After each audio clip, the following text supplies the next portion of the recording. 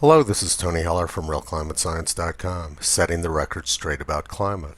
New Yorker magazine has a new article out, the one war that the human species can't lose. They say the ice in Antarctica is melting 6 times faster than it did 40 years ago, resulting in more calving of icebergs with existential stakes. That sounds really scary. We better take a closer look. We better find out how fast Antarctic ice is really melting.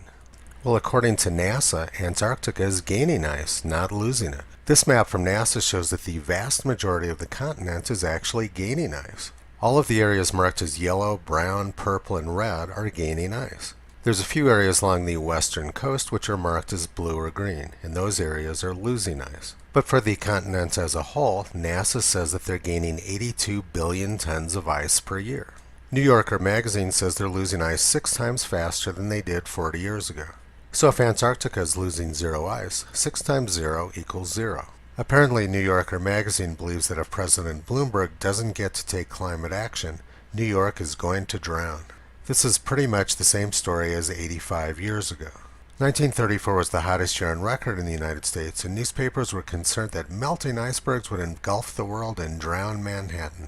This graph from NOAA shows the 50-year mean of sea level rise rates at lower Manhattan. Sea level rise rates at Manhattan peaked around the year 1950. The sea level rise rate then declined into the 1970s and has been increasing again since then.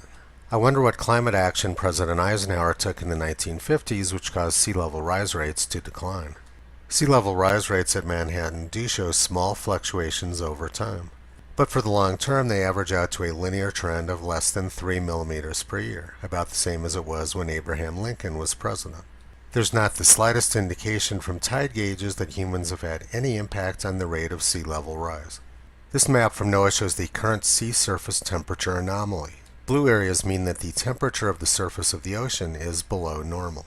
You can see by the blue color that the temperature of the water around Antarctica is mostly below normal, and much of the water surrounding the Arctic Ocean is also below normal temperature. The National Snow and Ice Data Center shows that Antarctic sea ice extent is normal. They also show that Arctic sea ice extent is normal, and it's considerably higher than it was in 2006, the year before Al Gore made his sci-fi flick. So Antarctica is gaining ice mass, and sea ice extent is normal at both poles. It isn't exactly clear what the New Yorker magazine existential crisis is. Now let's go back again and look at what they said about glaciers. The ice in Antarctica is melting 6 times faster than it did 40 years ago, resulting in more calving of icebergs with existential stakes. Climate alarmists get hysterical about things they don't understand anything about. Glaciers are simply rivers of frozen water. Snow piles up very deep in the mountains, the weight builds up, and then the ice flows to the sea. Or in the case of the Perito Moreno Glacier in Chile and Argentina, it flows into a lake. When the glacier gets to the water, chunks of it fall off and calve into icebergs.